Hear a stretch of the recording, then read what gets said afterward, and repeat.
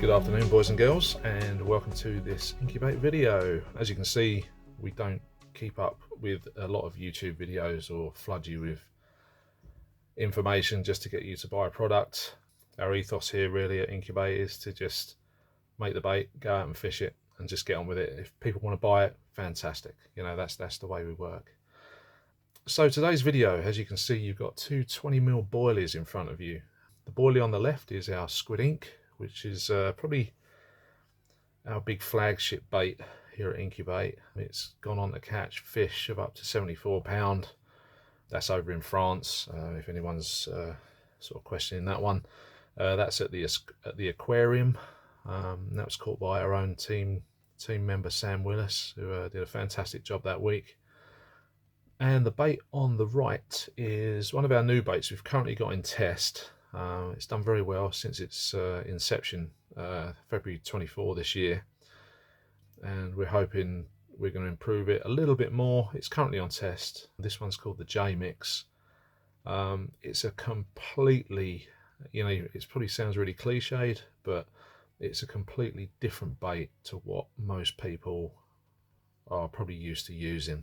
It does contain 3 ingredients that are probably the more common and most well-known ingredients that you can put in a bait to hold it together, and you know, binders, stuff like that, and one of the seed mixes that are out there that you can buy. But once it's past those first 3 main ingredients, the rest is completely just out there, let's put it that way. But the fish seem to love it, and we've had fish up to 26.9 pound on it at the moment.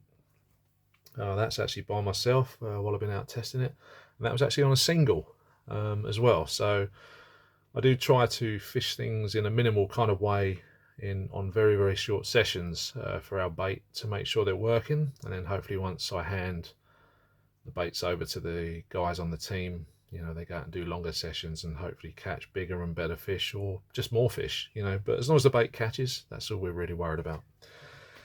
So for this video, what I wanted to do is talk about bait and bait preservative and how to look after your bait.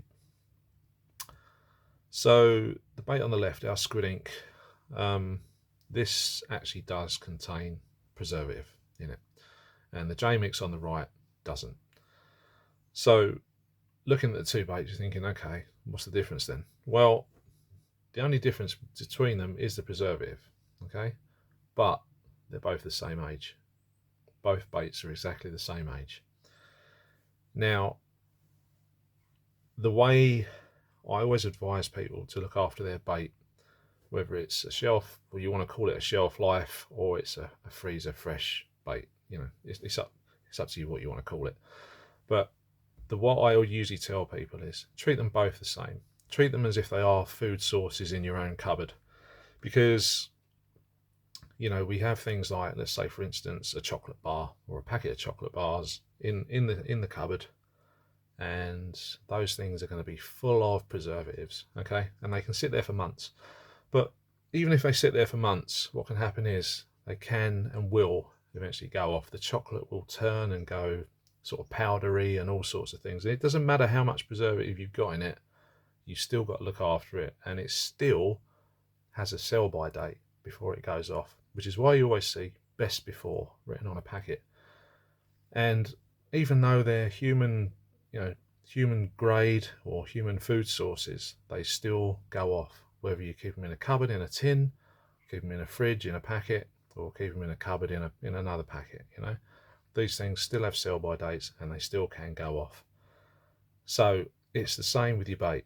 You know, just because it's a fish, don't treat it like it's, you know, something below you. It still has to eat, and you still want to catch a good fish, and you still want to catch a good fish that's in good condition.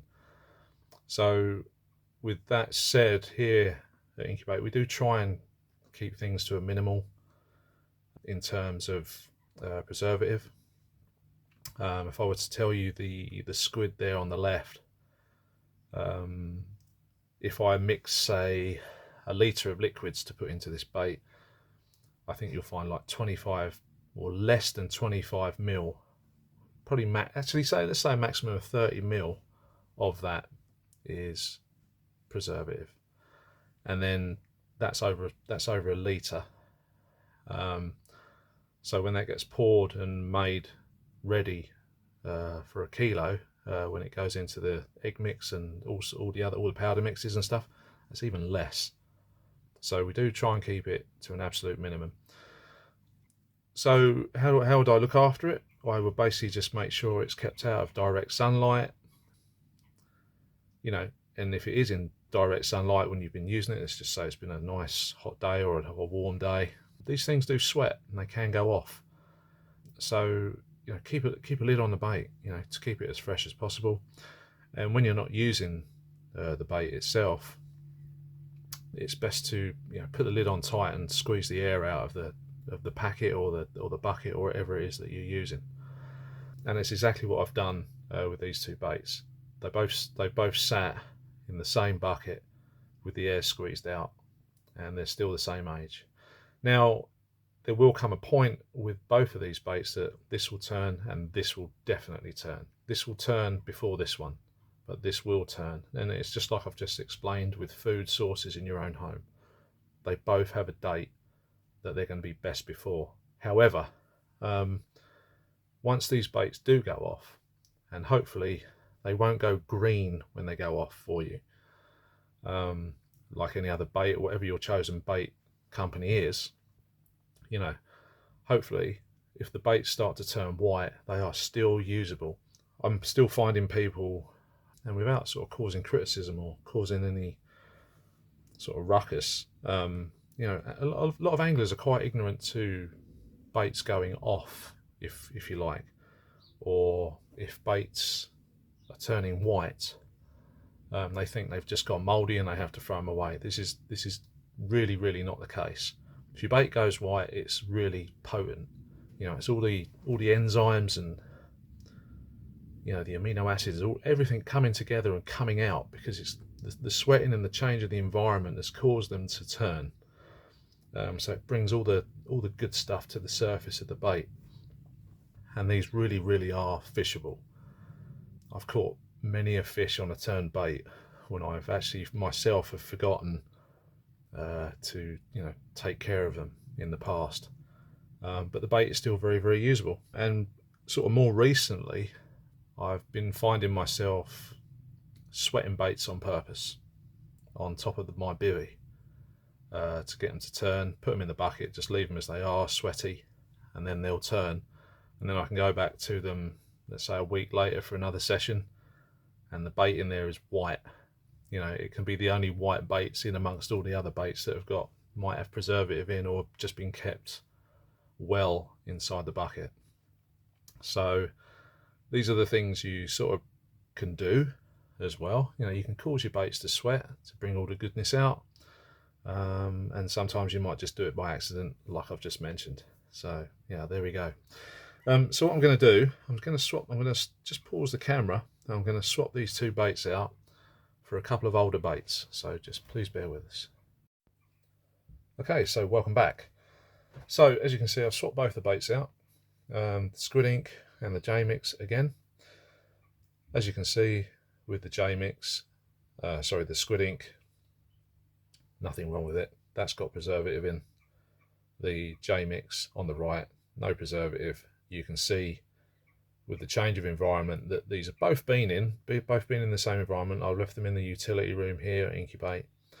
I've let them just sort of get warm and cool down overnight, warm, cold during the day, cool down overnight. So the change in temperature has affected this one more than this one, and that's because this is preservative, this one hasn't. Now again, if I'd have kept them in the same sealed bait bucket where the temperature is consistent, the ambience and the atmosphere are consistent as well, those would have both looked like the first two baits that we were showing you at the beginning of the video. So there you go. But whatever, if ever you get this, don't ever worry that you can't use it. That is more than usable on any level. If it was green, if the white was green, I would put that in the bin straight away, because it's not fit for your dog. So don't ever feed it to the fish if it's green. Again, it's a food source, like I've already said. and it's the same on any level, whether it's for an animal or a human being. You know, we've all got preservatives in our foods. You know, some of our foods last up for months, but there's always something, like I've already said, with a best before sort of date on it. So just take that into consideration for your bait, and yeah, and just crack on with the fishing. You know, you can if it really does matter to you, you can brush these down. You know, but just keep them in a cool, dry place, and yeah, your fishing will be good. Nothing will change. But yeah, there we go. Happy days. I hope that information has been good for people. Do feel free to drop us a line on Facebook or even Instagram. We're on there, Incubate. Yeah, we'll happily help if you have any bait questions or stuff like that. But like I say, we don't promote our baits massively. You know, we just let the pictures of the fish do the talking. If you do want any bait, just give us a mooch over on our website at www.incubate.com, and we might have something you want, we might not. But the other thing I will say with all our baits is we don't stock everything that everybody else does. We're very outside the box. You know, just because such and such does a certain bait doesn't mean we're going to do it. And you know, we're always looking for something unique with our own fishing, and that's kind of, again, it's like the ethos that we sort of kind of adhere to within Incubate. So there we go. But anyway, I hope this video has been useful, and hopefully we may do. You never know, we might see you on the bank. Take care.